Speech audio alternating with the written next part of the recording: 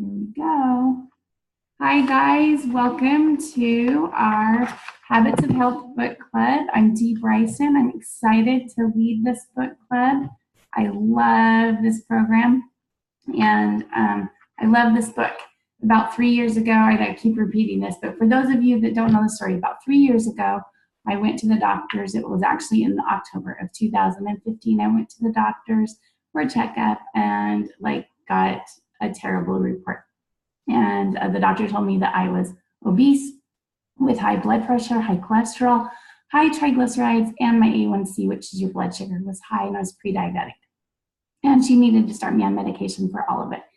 So that was pretty tough to hear. All of it was pretty tough to hear. And I just sat there and bawled. I was so upset in that doctor's office. I was upset at myself that I'd let myself get into that kind of condition because I'd watched my own sweet mom suffer for years with her health. She had her first heart attack around the age of 40. She had 2 open heart surgeries.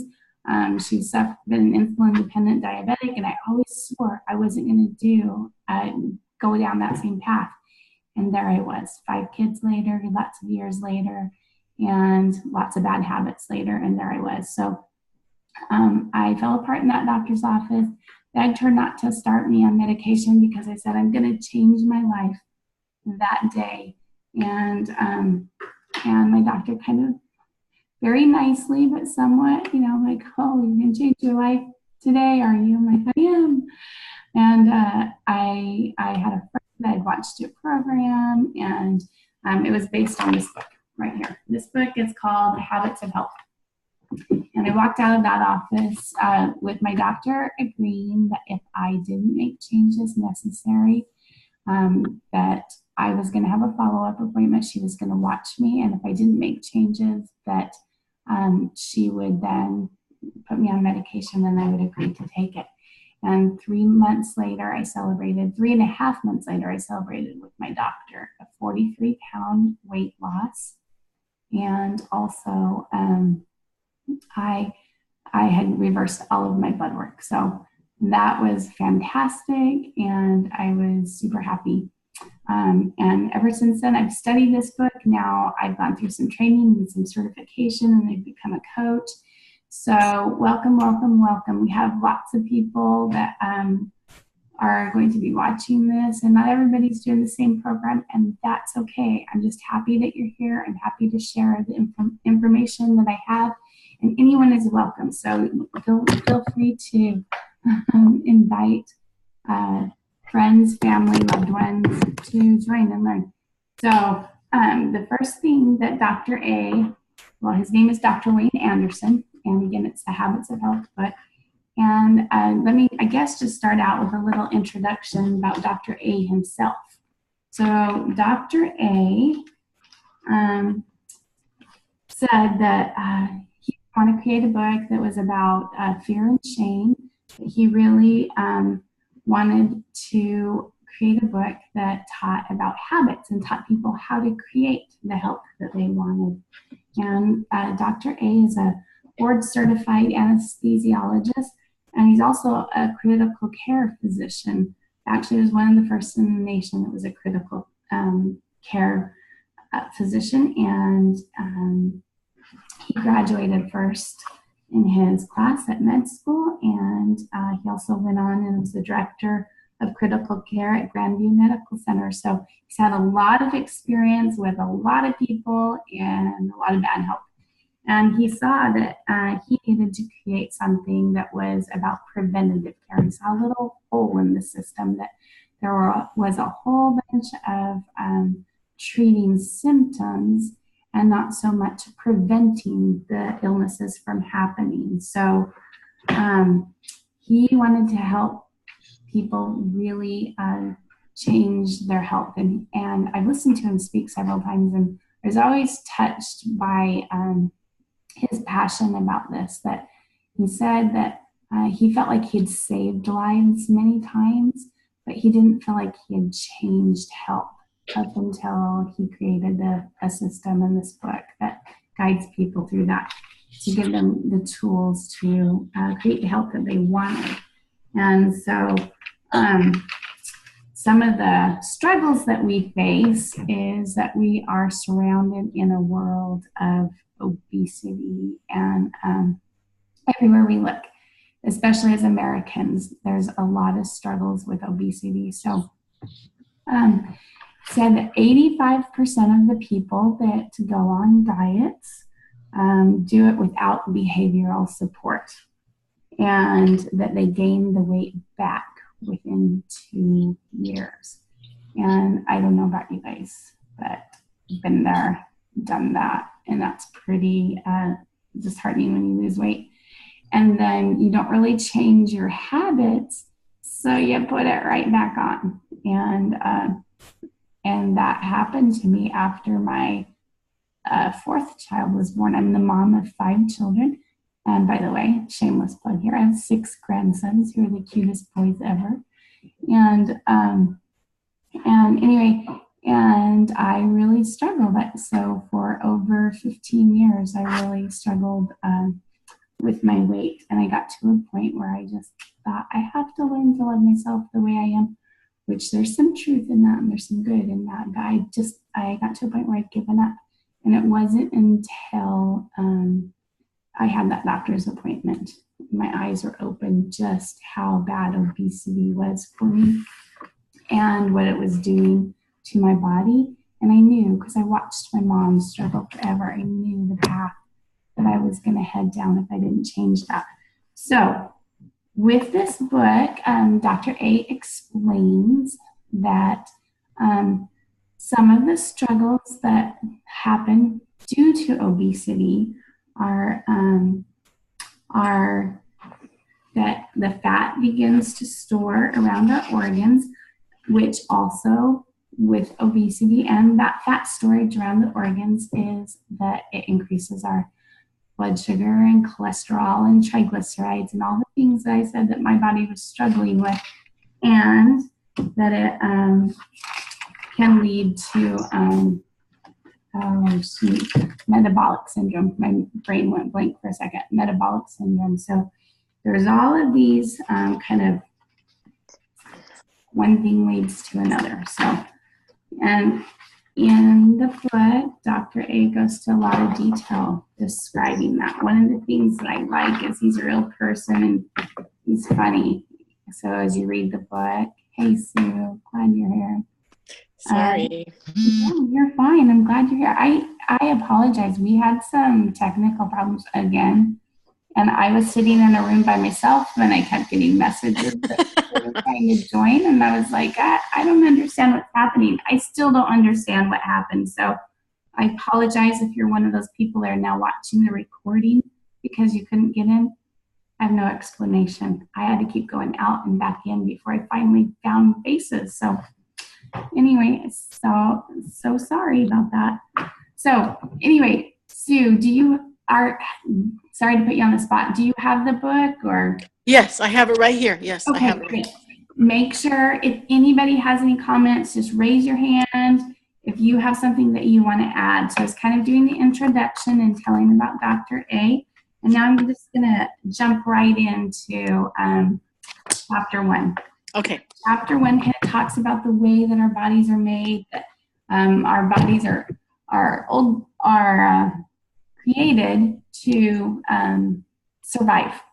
So we have been our bodies are programmed to store. And, years and years ago, when people hunted, then they had to work and spend a lot of energy just to gain food. And so now, and I love Dr. A's sense of humor in chapter 1. He talks about how our bodies are designed to store and conserve fat and calories for those times when we can't find food. So our bodies are still programmed to do that. They still store.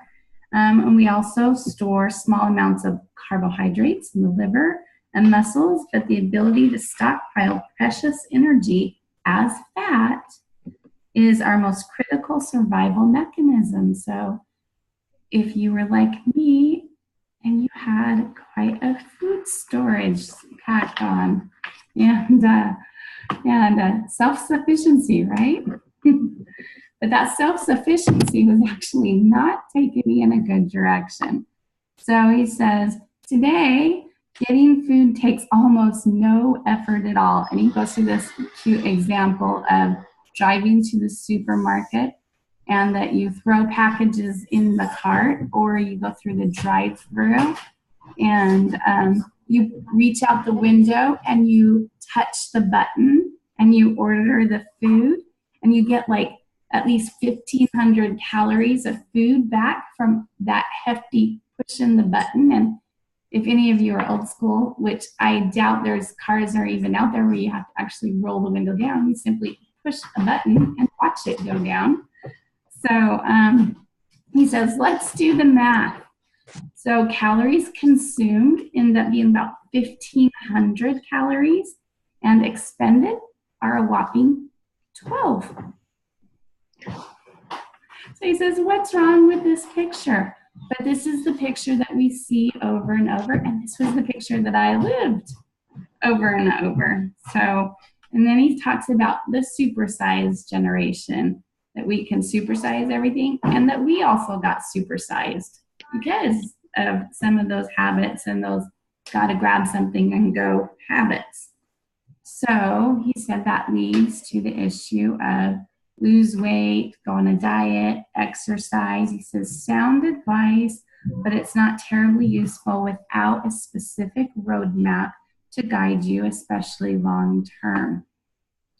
And he says there's some old time positive thinking that we can tell ourselves we can do it, we can do it, we can do it, but without behavior management and training, then it's really tough to even think positive all the time because what happens, he says, what happens when our boss yells at us? Or, okay, I'm going to throw an example out. For me, what happens when I'm just overwhelmed with motherhood? You go to stress eating. Yeah, exactly. And then we beat ourselves up. And then the pattern is, we can't do this. This is too hard. And we feel like failures. And then until we can think positive again. So it's kind of a repetitive cycle. And what I loved is that Dr. A, right away, I learned a really important principle. And Sue, jump in and share whatever you would like as well. But for me, the day I understood what a habit is, it was like freedom for me because I thought, okay, I have plenty of bad habits and that can get overwhelming. But when Dr. A taught me that all a habit is something that we've done over and over and over again until it's just automatic and we don't think about it. And then he says, and good news. All a good habit is something that you've done over and over and over again until it becomes automatic. And I've experienced that at first it's a lot of work and I have to think hard about it and I have to have a plan and I had to go to work to create a good habit. But then pretty soon it became automatic and it was no longer stressful. It was no longer I was thinking about it. It just became a habit. So don't get weighed down in bad habits because what we're going to work on is creating good habits that replace bad habits. Sue, did you have anything you wanted to add? Well, I was thinking, I've heard it said before, it takes about 3 weeks to establish habit patterns. Mm-hmm. And after about that time, it does start to become automatic. It actually reminded me of playing the piano. If you practice enough, it becomes muscle memory. And that's why you practice, because you want that muscle memory so that you don't have to think about it. You just do it, Yeah, that's awesome. Sue, would you mind just telling so that people can be inspired? Do you mind just sharing a little bit of your own experience with creating habits and how that's affected your health? I think one of the habits that Mark and I had to get used to right away was drinking more water. So the hydration habit. And I must have been perpetually dehydrated because I just never really drank water ever, just maybe a cup a day. And to have to drink quite a bit was a big change. And yet now I really notice if I don't drink the water, and it's like consciously in my mind, oh my gosh, I need to keep drinking some more water to get that, to get my ounces in. But I have to work at it sometimes, but I'm finding it's a lot easier now because it's just something I start doing in the morning. I just start drinking a cup of water. Mark and I do have to replace bad habits with good habits because I think Mark he was called a grazer. He would just like graze when he got home. And it was mostly just from stress at work. And he had to recognize that pattern and stop it and then know that we have to put those good habits in. And so it's been good for us to recognize also sometimes when you see a bad habit and then you recognize it and then you're able to change it. Sometimes we don't recognize our bad habits because they become ingrained in us. We just do it. And so, but now we're trying really hard to get those good habits in every day. So I love it. And do you mind sharing a little bit of the success that you've had as far as weight loss through changing? Sure. When I started the program on July 19th of last year, I was 250 pounds, and as of today, I've lost 72 pounds. And so it worked. The program works, and my husband also lost about 40 pounds. And so I think our success was the fact that we did the program together and we learned all these new habits together.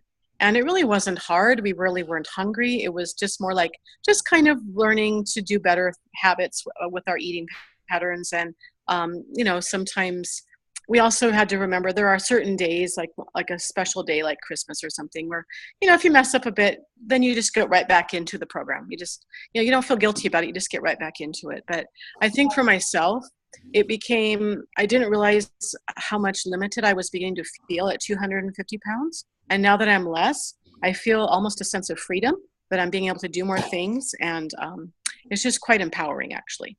Awesome. Thank you. And I should add also, as we're going through this book club, that it's The Habits of Health by Dr. Wayne Anderson. There's also this awesome workbook, and it's called Living a Longer, Healthier Life. And again, it's a companion guide to Dr. A's book, and it's also by Dr. Wayne Anderson.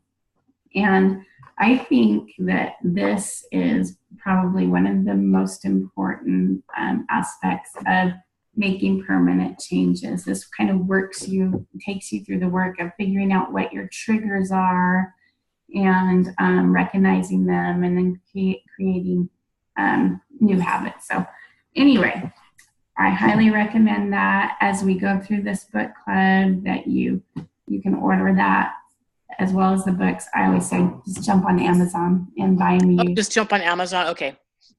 Yeah, you can totally do that. It's great. And anyway, so with having said that, I apologize for the difficulties today. So we are actually just about out of time. But I guess the main message I would like people to know from the first chapter is, it seems like it's covering a lot of things like that our body talks about the storage. And I always tell people, for example, one of the things that I run into most often with people that have struggled, including myself, with their weight is that we have developed this bad habit of only eating a couple times a day. And then we're like not understanding why we're putting on weight. But it's because our bodies are made to store food, to preserve themselves, and fluids also. And so just understanding the science of that, which Dr. A goes into great detail, and talking about how sugar affects our body and lots of carbs and empty carbs, how that affects our bodies and makes us store more and then shoots up our blood sugar and triglycerides and cholesterol. But the good news is that the next chapter we're going to talk about the habits that take us out of that storage mode and help us to start using that storage that we have for energy and to kick us out of that mode. So that's the fun and exciting week, is next week when he starts talking about the habits. And this is what I also love so much about this book, is it's not just about the food we eat. It's about our stress management. It's about our hydration. It's about our sleep patterns, all of these different habits. And so Dr. A covers them habit by habit, and they'll be introduced next week. So chapter 2, if you haven't ordered the book yet, go for it, get it, buy it used, Amazon, super cheap, and the workbook, Living a Longer, Healthier Life. And I apologize again for the technical difficulties, but I'm sure glad that those of you that are on, and Sue, I really appreciate you being willing to share your experiences and your stories. Do you have anything that you would add more about chapter 1? I think when it talks about why sometimes you get all frustrated, why you can't lose weight, I think that's true. Sometimes you're thinking, I am not eating that much, or like you say, I'm not eating that many times a day, or even when I am eating, I'm just eating little tiny things. Why am I gaining weight? And it tells you why, because you're right. Or why am I got so much fluid retention and you think about it, you're right, your body stores fluid as well as everything else. And so I can tell if I've not drunk enough water, and it's been kind of a busy weekend where I've been doing a lot of things and not really had a chance to kind of decompress, I will store water. And so I'll be like, why am I a pound up? And it's because I probably didn't rest enough, or I probably didn't drink enough. And then it's like, that's really frustrating actually, but I also understand it now too, why. And so it's easier to understand why. Right. I love that. Thank you. So the next few weeks, we're going to start diving into each one of the habits, and be encouraged that there is hope. We can get out of that storage mode. So anyway, I'm going to post this recording so that anyone that wasn't able to get on the Zoom can watch it. And thanks for joining us. Next week, I'll have this technology figured out better so that it'll be a smooth transition. Thank you for joining us, and have a healthy week and create good, healthy habits. Okay, bye-bye. Thanks. Let's see.